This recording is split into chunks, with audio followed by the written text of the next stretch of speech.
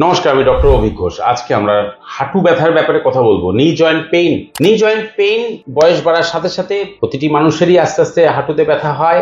এখন সেই রকমই একজন পেশেন্ট আমার কাছে এসেছিলেন গত বছর। পেশেন্ট নাম হচ্ছে দিলীপ কাবাসি, 65 বছর বয়স।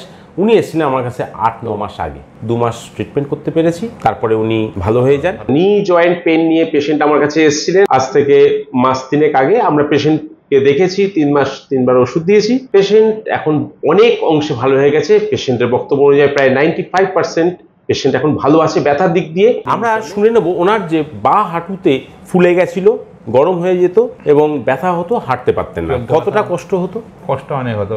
আপনি তখন হাঁটাচলা কিরকম করতে পারতেন? হাঁটাচলা তো ভালো হতো না। যখন গত বছর এসেছিলেন সেটা পাক্কা ওই আগস্ট মাসে এসেছিলেন? আগস্ট মাসে এসেছিলাম। প্রচন্ড ব্যথা ছিল, হাঁটু তো মোড়ে ভাঁজ হতো না, খুব কষ্ট হতো। আপনি কতদিন ভুগছিলেন? আমি 4 মাস তো হবেই ভুগছিলাম। তারপর তোমার কাছে আসলাম, তখন তো আমি খুবই ভুগছিলাম। তারপরে হাঁটুও ফোলা ছিল, মানে আমি হাঁটতেই পারতাম না কোনো রকম, এরকম একটা পরিস্থিতি।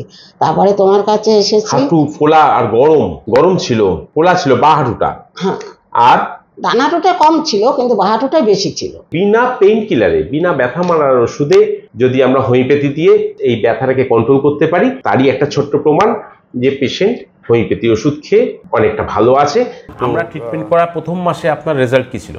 রেজাল্ট ঠিক 15 দিন খেয়ে তখন কিছু বুঝতে পারছি না। তারপরে ওষুধ যখন 15 দিন পরে ওষুধ নিতে আপনি বললেন যে না আমার ভালো হয়ে যায়, আর আসতে হবে না। তা আমি বিশ্বাস করিনি বলতে আসতে হবে না, তারপরে আবার ঠিক হয়ে গেছে। তারপর অন্য জায়গায় ওষুধ খেলাম, খাওয়ার পরে কিছু কমলো না। তারপরে এইখানে এসে ওষুধ খাওয়ার পরে মোটামুটি কমেছিল। তারপরে আস্তে আস্তে আরেকবার নিয়ে গেলাম, আরও কমে গেল। তারপর তৃতীয়বারে নিয়ে গেলাম, একদম ফুল ভালো হয়ে গেছে। এখন আমার পা একদম পুরো ভালো। তখন ডান পাটা পুরো গরম ছিল বা ফোলা ছিল, এখন একদম পুরো ইজি হয়ে গেছে। এখন আমি অনেক অনেক অনেক ভালো। আপনার তখন মুভমেন্ট, হাঁটাচলা কিরকম ভাবে আটকে ছিল? কতটা আটকে গেছিল? তখন প্রচুর কষ্ট হচ্ছিল, দিন রাত? হ্যাঁ, দিন রাত কষ্ট হচ্ছিল। ঘুমের মধ্যেও হাঁটুর মধ্যে কামড়াতো, কচকচ করে কামড়াতো। ঘুম যাও একটু ঘুমাতাম, ঘুম ভেঙে যেত। তো এই হচ্ছে আমাদের পেশেন্ট, যিনি হাঁটু ব্যথা নিয়ে এসেছেন এবং আমরা মাত্র 1.5 মাসের ট্রিটমেন্ট করতে পেরেছি। এনার ক্ষেত্রে রেসপন্স খুব ভালো হয়েছিল। একটাই কারণ, আমার মনে হয় আপনার বোধহয় এটাই প্রথমবার আপনার হাঁটুতে ব্যথা হয়েছে।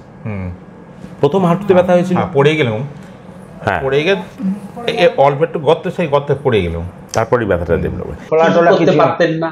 হ্যাঁ, আমি নামাজ পড়তে পারতাম না, তারপরে বাথরুম করতে পারতাম না, তারপরে হাঁটু গেড়ে বসে খেতে পারতাম না। চেয়ারে ছাড়া আমার কোনো কাজ ছিল না। আর আমি এমনিতে কষ্টর কাজ করতাম, রাজমিস্ত্রির কাজ করতাম। তাতে আমার খুব কষ্ট হতো। দাঁড়িয়ে দাঁড়িয়ে যা কাজ হতো সেটাই করতাম, বসে কোনো কাজ করার ক্ষমতা ছিল না আমার। তাই এইখানে ওষুধ খেয়ে আমার একদম পুরো নির্মলই হয়ে গেছে। আচ্ছা, ওষুধ আমরা দিলাম, তার প্রথমবার ওষুধ দেওয়ার পর কিভাবে কি চেঞ্জেসটা আসলো? আমি প্রথম ওষুধ খেয়ে 2-3 দিনের পরেই দেখি যে আমি একটু উপরের থেকে বেশ একটু গ্রিলটা ধরে নামতে পারছি। তারপরে আস্তে আস্তে ওষুধ খেতে তখন আমি একবারই ভালোর দিকে যাই। এই ছিল আমাদের হাঁটু ব্যথার একটা সুন্দর এভিডেন্স। হোমিওপ্যাথি ওষুধ যে হাঁটু ব্যথার উপর সুন্দর কাজ করে, এটাই আমার দেখানোর ছিল। হাঁটু ব্যথার ক্ষেত্রে একটু হোমিওপ্যাথিকে বিলিভ করা দরকার আছে, হোমিওপ্যাথির উপর আস্থা রাখা দরকার আছে, তাতে আপনারা বেনিফিটেড হবেন। এটাই আমার বলার উদ্দেশ্য। নমস্কার, ভালো থাকবেন।